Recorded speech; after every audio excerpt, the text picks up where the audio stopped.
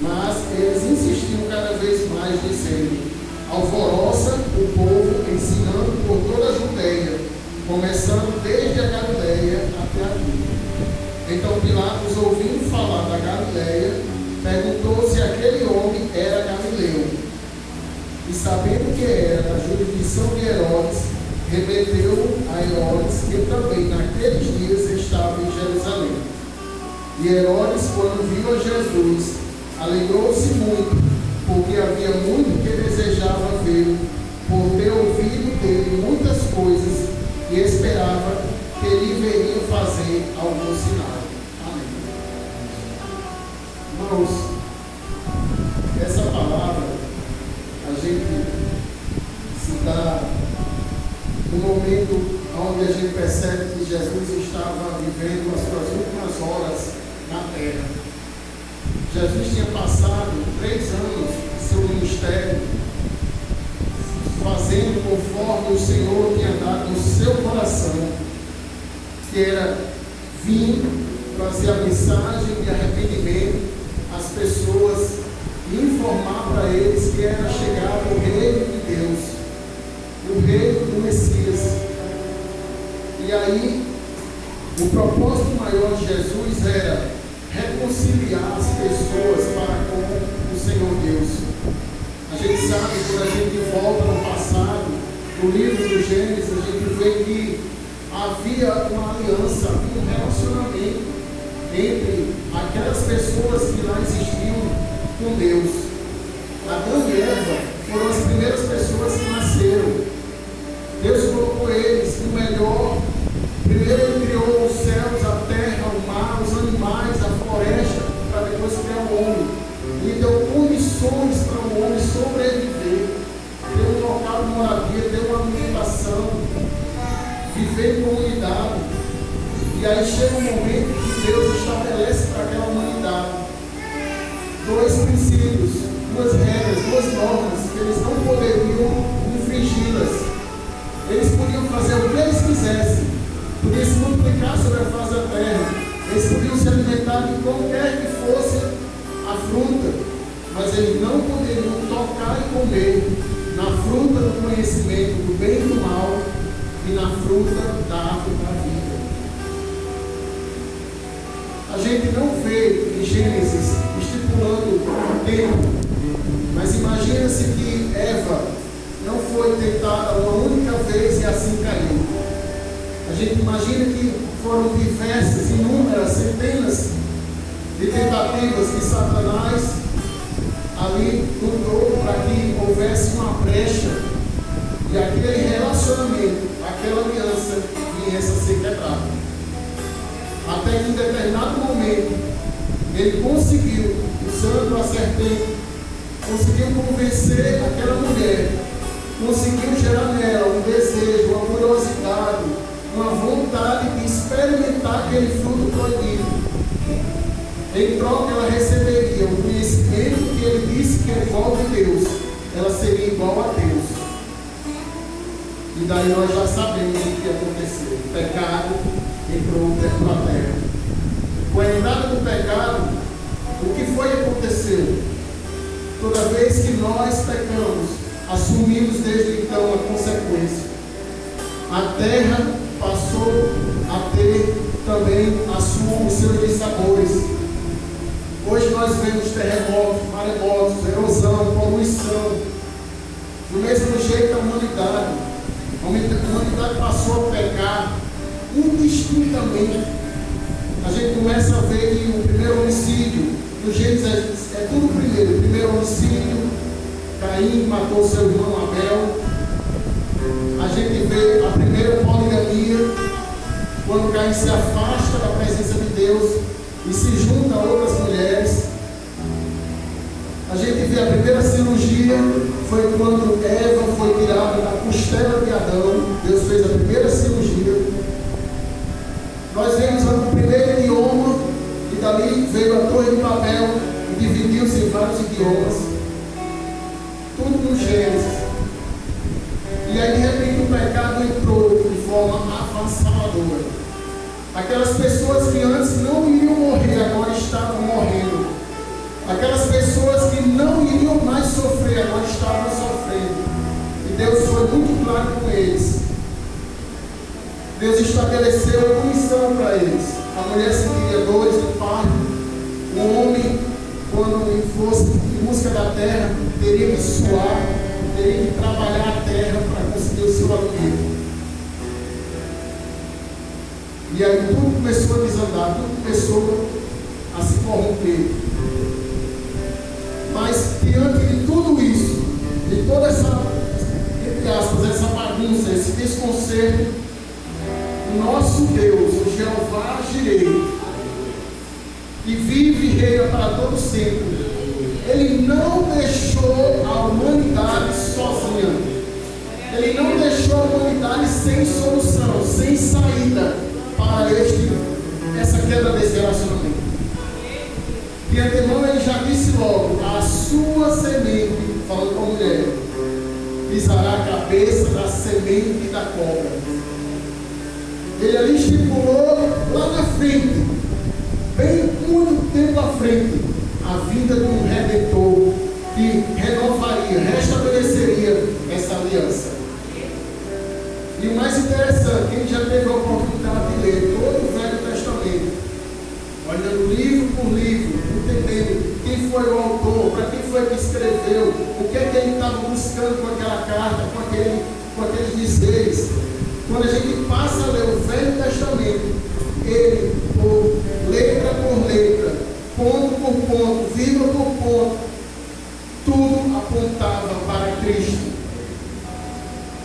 A humanidade não estava só, a humanidade estava com Deus. A humanidade não estava nesse momento desiludida, sem esperança. A humanidade tinha uma solução, essa solução estava por vir, estava a caminho. Deus preparava aquele povo, Deus preparou a nação de Israel para levar a palavra aos confins. Deus preparou aquele povo, levou eles para o Egito, depois levou eles para o deserto. No deserto foi criado todos os livros do Velho Testamento. O Pentateuco foi escrito por Moisés, os 5 primeiros livros. Nós vemos o Gênesis, depois Levítico, foi quando eles foram ali para o Monte Sinai, onde foi entregue os 10 mandamentos. Depois tem o livro de Números, onde eles ficaram vagueando pelo deserto. E por fim, Deuteronômio, que é quando eles entram na terra de Canaã. Deuteronômio quer dizer, entrega pela segunda vez a lei de Moisés. Porque quem estava entrando agora não eram mais os pais, e sim os filhos. E para relembrar as suas obrigações, eles precisavam saber o que é que dizia a lei de Moisés. E aí a gente vai vendo no decorrer, cada coisa apontando, cada detalhe apontando. A gente vê, por exemplo, Abraão com seu filho, que estava para ser sacrificado, o filho da promessa, Isaac. De repente estava para ser imolado ali, naquele local. Mas aí, de repente, no último instante, quando ele estava para cravar aquele punhal, ouviu uma voz do céu bradando que não fizesse aquilo, porque Deus tinha preparado para ele um cordeiro. Aquele cordeiro estava com seus chifres presos nos arbustos. Isso prefigura Cristo. Aquele menino ia morrer, mas no seu lugar, Deus deu um substituto que foi o cordeiro. Nós vemos que Cristo levou na cruz os nossos pecados. O castigo que nos traz a paz estava sobre ele. As nossas iniquidades, os nossos problemas, os nossos pecados, as nossas falhas estavam sobre Cristo. Era para nós estarmos na cruz, mas o Senhor colocou a Jesus, o seu único filho. Nós vemos que Abraão, ele teve a intenção de dar o seu filho, o seu único filho. Deus também. Deus deu o seu único filho, para que todo aquele que nele crê não pereça, mas tenha a vida eterna. Aquele cordeiro estava preso nos arbustos, assim como Cristo estava preso na cruz, para pagar pelos nossos pecados. E aí o tempo passa. Vem José do Egito. E aí José do Egito, ele é vendido, ele é traído pelos seus irmãos. também prefigura uma espécie de Cristo, porque Cristo também foi traído. Quando a gente leu agora essa semana na ceia, na noite que foi traído, partiu o pão e disse: tomai e comei. Jesus também foi traído. José do Egito foi traído pelos seus irmãos. Foi vendido por 20 moedas de prata como escravo, para ser escravo. Jesus foi vendido por Judas por 30 moedas de prata, que naquela época, na época de Jesus, 30 moedas de prata equivaliam ao preço de um escravo. José, ele prefigura como se fosse Cristo. Ele sofreu e ao final ele recebeu a vitória. Jesus também sofreu, padeceu, mas ao final ele recebeu a vitória. Ele conseguiu concluir a sua missão. Não era missão fácil, não era coisa qualquer, não era de qualquer maneira. A gente vê no decorrer de toda a Bíblia o Senhor Jesus subindo aos desertos, subindo as montanhas, indo ao vale do Getsemane, orando ao Pai a todo instante. Porque Jesus, ele tinha um projeto de nos dar um exemplo. Nós precisamos orar a Deus, precisamos estar com o Senhor constantemente, precisamos meditar na sua palavra dia após dia, pois sabemos que nela nós encontramos águas vivas. E aí Jesus, ele sempre agradecia a Deus por tudo que chegava nas suas mãos.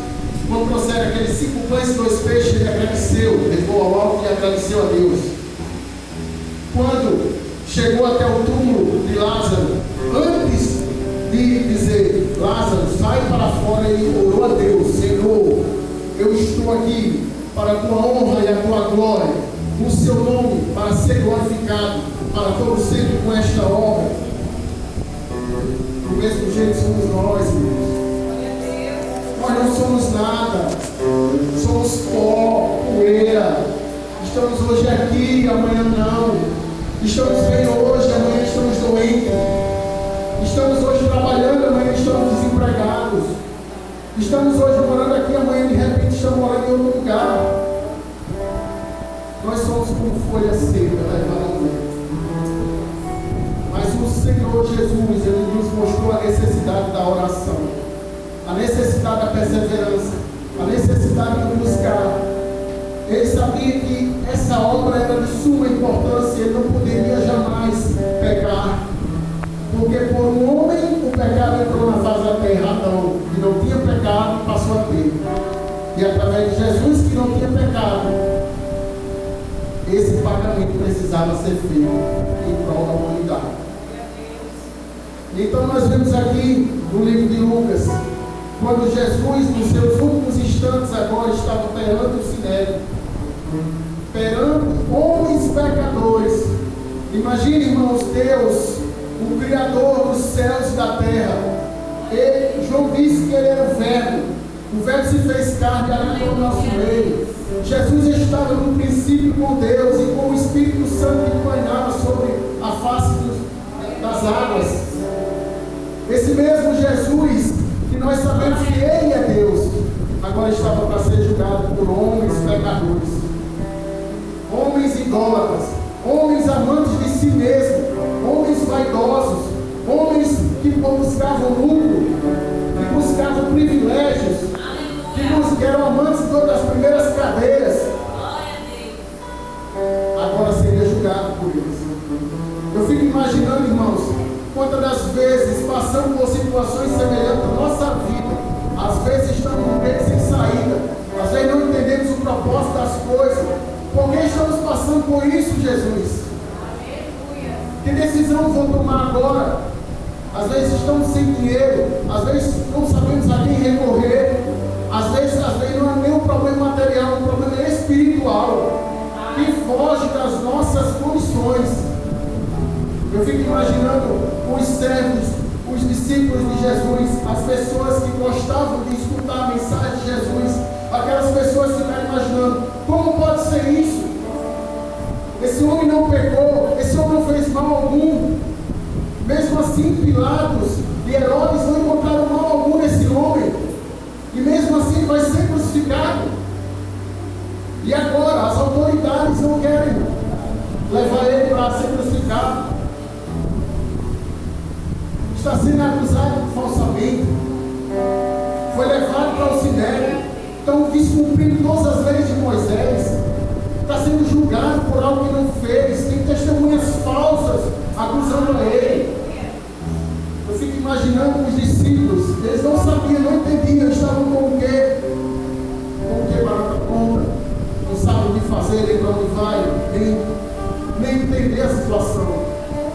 Ao mesmo tempo, os escribas, fariseus, saduceus, os doutores da época, pessoas letradas que tinham domínio da lei do Torá, que conheciam de ponta a ponta acerca das profecias, aqueles homens estavam agora fazendo algo que a lei de Moisés não mandava eles fazerem.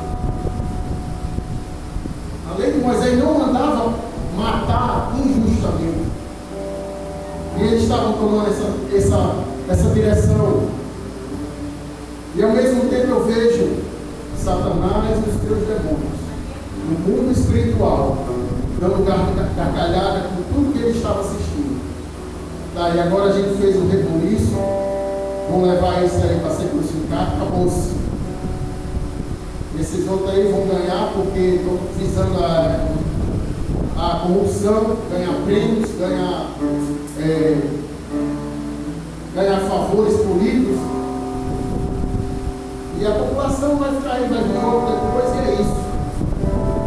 Mas só havia um ser, uma pessoa em todo o universo que tinha total conhecimento de tudo à sua volta e que nada jamais tinha saído do seu controle, nem era surpresa alguma para ele o que estava para acontecer. Era o nosso Deus, Deus Pai Todo-Poderoso. Porque tudo que estava projetado estava correndo nos mínimos detalhes para que a humanidade pudesse ter acesso ao Pai através da morte de cruz do seu único Filho amado. Aquele fôlego que tiraram de Jesus, Deus mandou para que, após a ressurreição dele, a palavra fala que muitos sepulcros abriram e pessoas ressuscitaram. É como se Deus dissesse: você vai tirar o fôlego deste e eu vou dar para outras pessoas. Você vai matá-lo, mas eu vou ressuscitar outras pessoas. Aonde pessoas não enxergaram ali a salvação diante deles. O Messias estava ali, a solução, o cumprimento. Mateus diz que ele veio para cumprir tudo que estava prometido no Velho Testamento. O livro de Marcos diz que Jesus veio para servir a humanidade. O livro de Lucas diz que ele veio para mostrar com inteligência a sua mensagem. No livro de João veio para mostrar que Jesus sim, ele era Deus. E ele tinha capacidade divina para ser o Messias. E aí nós vemos que Jesus, ele cumpriu todos os requisitos. Foi pregado na cruz do Calvário. Aqueles homens não conseguiram enxergar o que estava diante deles. Mas o mais interessante é que, enquanto aqueles homens não conseguiram enxergar, eles jogaram na cruz do Calvário a única solução, a única saída para os seus problemas. Eles jogaram na cruz do Calvário.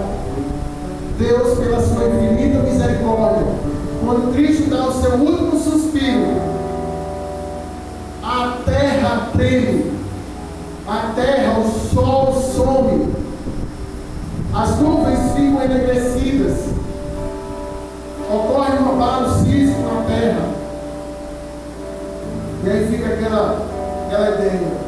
Homens racionais não conseguiram enxergar a solução, mas a natureza inanimada percebeu que ele era o Messias, percebeu que ele era a salvação do mundo, e fizeram a sua crítica, se entristeceram diante daquele julgamento errado, entre aspas. Quantas das vezes nos paramos em missão em evangelismo, visitação dos lares. Quantas vezes você na sua escola, no seu lar, você na sua rua, você se depara com pessoas te perseguindo, te apedrejando, pessoas querendo o seu mal, pessoas não entendendo o que é que você está querendo falar, pessoas que não estão querendo que você avance, que você evolua, que você cresça. Do mesmo jeito foi com Jesus. Sempre o missionário, sempre o crente em Jesus, sempre o evangélico vai separar dois grupos de pessoas. Aqueles que estão para juntar e os que estão para espalhar. Aqueles que estão para somar e aqueles que estão para subtrair. O Senhor manda me dizer a vocês: vocês estão aqui para somar, vocês estão aqui para não olhar as dificuldades, porque dificuldades sempre haverão. A gente está debaixo de um teto, mas quantos não têm um teto para estar? Quantos pregadores estão em missão e não têm um teto para pregar a palavra de Deus? Vocês têm uma Bíblia, muitas das vezes Bíblia da mulher que ora, Bíblia comentada, Bíblia pentecostal, King James, etc. E quantas pessoas lá fora, em missão, estão apenas com uma página da Bíblia? Elas não têm acesso como você tem. Eu olho muito para um versículo que eu gosto bastante, Provérbios 27:7, que diz: a alma farta pisa o favo de mel, e a alma faminta todo amargo é doce. Aqueles escribas, saduceus e fariseus estavam pisando em Jesus, que era o favo de mel. Mas aqueles homens lá fora, que muitas vezes chegavam leprosos: Senhor, se o Senhor quiser, me cura. O cego chegou: Senhor, tem misericórdia de mim. E a multidão querendo calar: Senhor, tem misericórdia de mim. E Jesus ia lá e curava. Jesus ia lá e ressuscitava. Jesus ia lá e falava algo que eles queriam ouvir, que as autoridades da época não falavam. Os doutores, os discernidos, os entendidos, que tinham toda a capacidade cognitiva de conhecimento para falar, não falavam. Chegou um homem nazareno, galileu, e fala com a palavra, com autoridade para aquelas pessoas, de uma tal maneira que ele não segue totalmente o que eles pregam. Em meio aos sábados, Jesus vai lá e cura. Em meio aos sábados, Jesus vai lá e ressuscita. Em meio aos sábados, Jesus permite que coma do pão. Jesus é amor, irmãos. Jesus é a maior prova de amor que o Senhor Deus pode dar para a humanidade.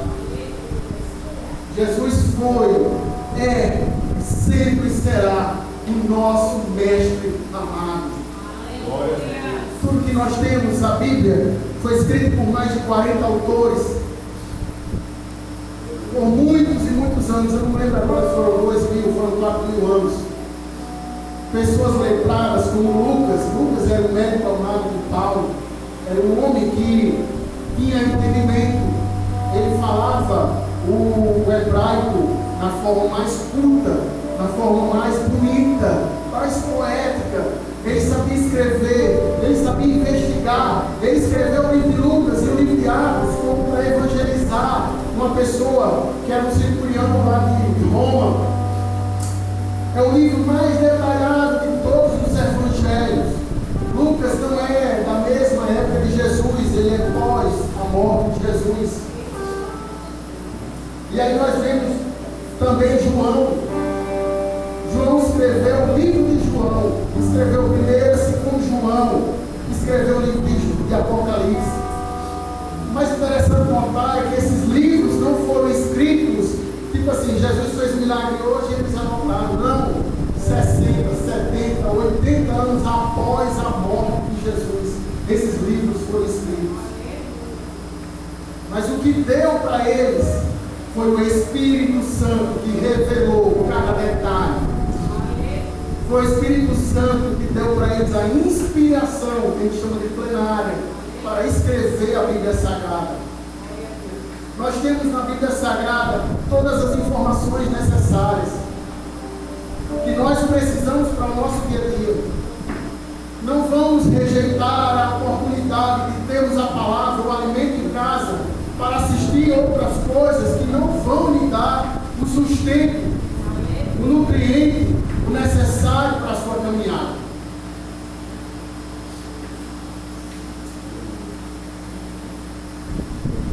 Fico imaginando assim, eu acho que já aconteceu com uma pessoa aqui, com todos vocês.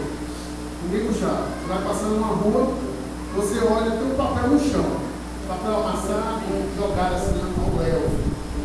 O papel da cor é no chão, todo sujo. Todo mundo passa, não dá crédito naquele papel. E aí, alguém vai com curiosidade, olha aquele papel, se aproxima, olha melhor, vê que dá para pegar com a mão dele, ele pega no papel, aí ele limpa aquele papel, olha direito assim, desamassa, e aí quando ele abre, é uma nota de R$50. Eu dei R$50 porque a nota de 50 é da totalha, né? Mas podia ser uma nota de R$100. E aí a pessoa pega ali, glória a Deus, R$50, achei no chão agora, aí leva para casa, feliz da vida. Se uma nota de dinheiro está jogada no chão, suja, rasgada, melada, e quando encontrada, ela tem valor, o que nós podemos imaginar do nosso mestre Senhor Jesus? Ele foi esbofeteado, levou murros, pontapés. Ele foi, antes da crucificação, ele foi chicoteado por 49 chibatadas. Os romanos tinham uns chicotes específicos que maltratavam muito. Ele rasgava as carnes e chegava até a aparecer os ossos do Senhor Jesus. Imagine a pele dele rolando na sua roupa com sangue. Imagine aquela coroa de espinho na sua cabeça, cortando a sua testa, o seu couro cabeludo, e saindo sangue daquele couro cabeludo. Isso é material. Levando para o lado mental, as pessoas zombando dele, maltratando ele, acusando falsamente o Senhor Jesus. Salva-te a ti mesmo. Você não disse que é o Salvador? Você não disse que é o rei dos judeus? Faz alguma coisa, cura-te, salva-te. E meneava com a cabeça. Isso foi lá do Sinédrio até o momento que ele estava na cruz. Essa zombaria. Mas eu quero dizer para vocês que nós não devemos temer aquele que tem poder para matar o corpo e não tem poder sobre a alma. Nós devemos temer aquele que tem poder para levar o corpo e a alma para o inferno. Jesus sabia que a nossa luta não era contra a carne e o sangue, mas contra as hostes espirituais nos campos celestiais. Quando você viu um irmão seu, quando você viu um cônjuge seu, quando você viu um colega, alguém te menosprezando, te apedrejando, te criticando, não revide, não devolva, ore por ele. Peça a Deus, quando você leia do Sermão da Montanha, Senhor, me dá canções, porque é difícil entender e fazer o que está. Mas Jesus fez, irmãos. Jesus, quando estava na cruz do Calvário, eram dois ladrões, na sua esquerda e na sua direita. Um também estava zombando dele. Mas Jesus disse: Pai, perdoa-lhes, porque não sabem o que fazem. Talvez você diga assim: não, mas Jesus era Deus, ele tinha condições. Eu vou te dar outro exemplo.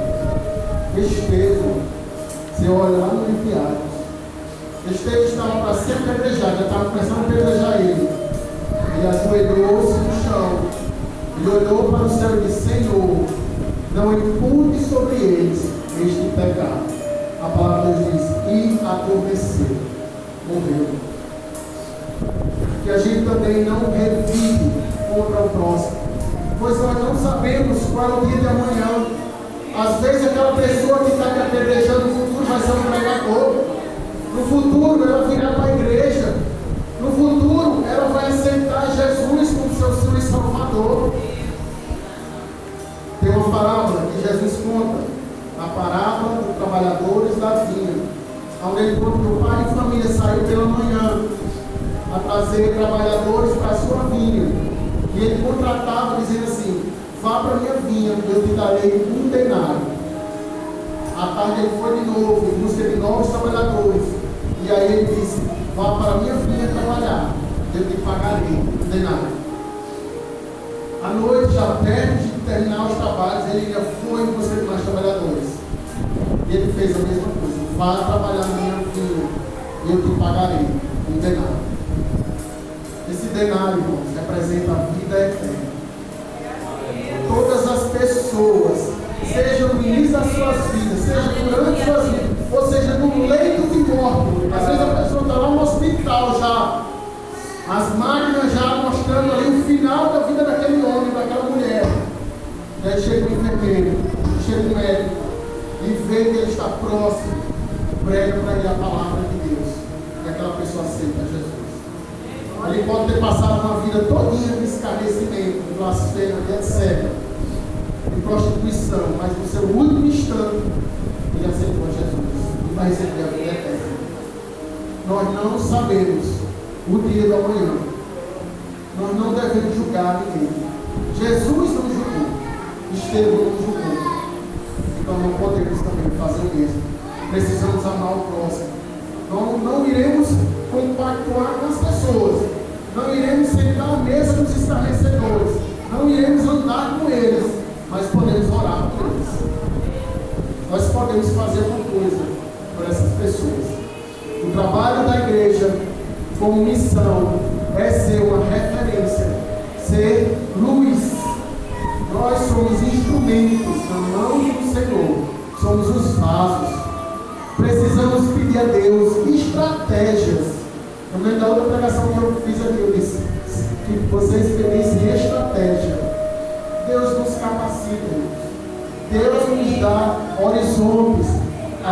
Hoje à noite eu notei uma certa melancolia nos hinos, mas o hino da senhora falava sobre renova, né? O hino do jovem falava sobre a volta de Cristo, que muitos eram vendidos por dinheiro, se preocupavam com dinheiro, condições, mas nós devemos estar atentos. No mundo tereis aflições, mas tem bom ânimo. Eu venci o mundo. Irmãos, não é fácil você sair na rua e pregar a palavra de Deus. Minha mãe, ela faz isso às vezes.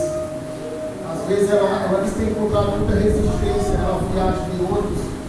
E de ônibus, o ônibus se fecha quando sai da rodoviária, quando já está dentro do ônibus, ela se levanta e diz: gostaria de ter uma oportunidade de ir rápido com vocês aqui, de falar do plano de salvação do Senhor, tudo bem?